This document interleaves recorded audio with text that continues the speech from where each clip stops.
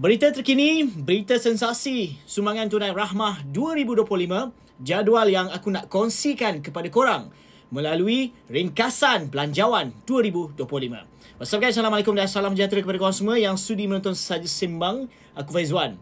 Okay, so dalam berita ini aku nak maklumkan kepada korang, okay, setelah kita tahu benda ini, okay, dari segi STR itu pembayaran dia semakin lama semakin naik. Betul, untuk STR 2025 RM4,600. Tetapi berdasarkan jadual yang aku akan tunjukkan kepada korang di website belanjawan.mof.gov.my, memang agak menghampakan. Lagi-lagi korang sebagai penerima STR dalam kategori yang berpendapatan 2,500 ke bawah dan mempunyai bilangan anak 5 orang ke atas, kekal 2,500 bayaran yang bakal korang terima secara keseluruhannya tanpa sara. Jom kita tengok paparan ini. So, ini jadual pembayaran dia yang mana korang boleh dapatkan di website belanjawan.mof.gov.my. Pergi kepada ringkasan belanjawan yang mana content creator boleh dapatkan di sini. Okay, bila korang klik saja, pergi ke page yang ke-54. Di sinilah korang akan nampak belanjawan yang mungkin menghampakan korang dari segi STR itu sendiri dan akan memeningkan juga korang sebagai penerima STR yang akan dapat sara juga. Kalau kita lihat kepada kategori isi rumah yang berpendapatan 2,500 ke bawah, bagi mereka yang tidak mempunyai anak, RM1,000 mereka akan dapat, dan seorang dan dua orang anak mereka akan dapat RM1,500, dan 3 dan 4 orang anak mereka akan dapat RM2,000. Dan bagi mereka yang mempunyai 5 orang anak ke atas, mereka akan dapat RM2,500. Seperti mana yang aku maklumkan, untuk STR tetap kekal sama, tak ada perubahan pun. Yang menjadikan perubahan itu selepas ini aku cerita. Okey, so kalau kita lihat penerima STR layak sara, sini bermaksud segala penerima STR tetap layak dapat sara. Seperti mana yang aku maklumkan STR 2024. Cumanya kalau kita lihat STR itu dapat RM300 setahun, ada RM150 setahun. Betul, dia diasingkan. Okay, dia tak orang kata jadikan dalam kategori yang 100 tu. Tetapi dia sekarang ini dia combinekan. Cumanya kalau kita lihat berdasarkan ucapan belanjawan 2025 diberi pada April 2025. Bantuan sara akan dikreditkan ke dalam MyCard penerima bermula April 2025.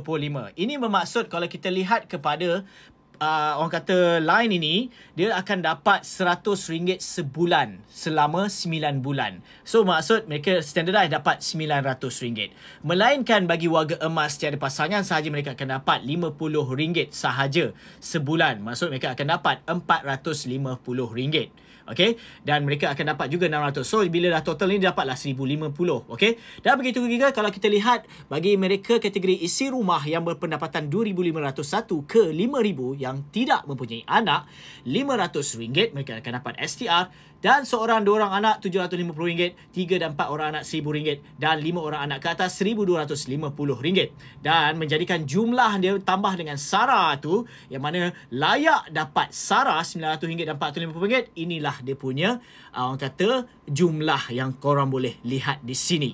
Okay, so apa yang menjadikan dia RM4,600? Sebab situlah ada tambahan sara untuk miskin dan miskin tegar. Ini bermaksud mereka yang ada dalam data IKASE. Ini ada lagi tambahan RM1,200 ataupun RM600 bagi kategori yang ada dekat sinilah, termasuk bujang, yang mana tak ada dalam list untuk dapat manfaat yang sara itulah. Mereka akan dapat yang ini sahaja. Okey, sekiranya mereka layak. Okey, sekiranya mereka layak. So mereka akan dapatlah jumlah dia, keseluruhan dia, kalau kira-kira tengok kepada paparan nanti yang bakal korang terima di website baru STR 2025. So sini aku boleh simpulkan, korang bayangkan dalam satu perkara yang melibatkan STR kali ini dikekalkan. Sebab tu aku cakap, jangan tepuk dulu bila STR diumumkan ada kenaikan di situ.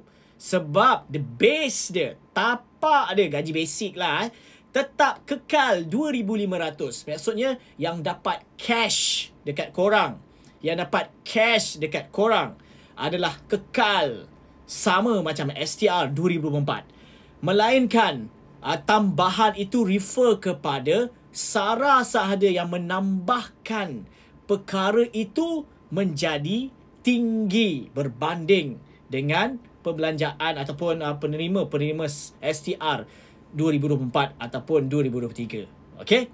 So harap korang mengerti, sebab itulah aku cakap jangan tepuk dulu. Okay? Lebih detail nanti akan ada keluarlah, okay, secara kategori nanti berapa korang akan dapat untuk fasa yang pertama, fasa yang kedua, fasa ketiga. Semungkin akan ada wujud nanti jadual tersebut. Itu saja perkongsian dalam episod kali ini. Apa kata korang tentang hal ini? Yeay, baru boleh tepuk. Okay, itu saja. Aku Faizuan. Assalamualaikum.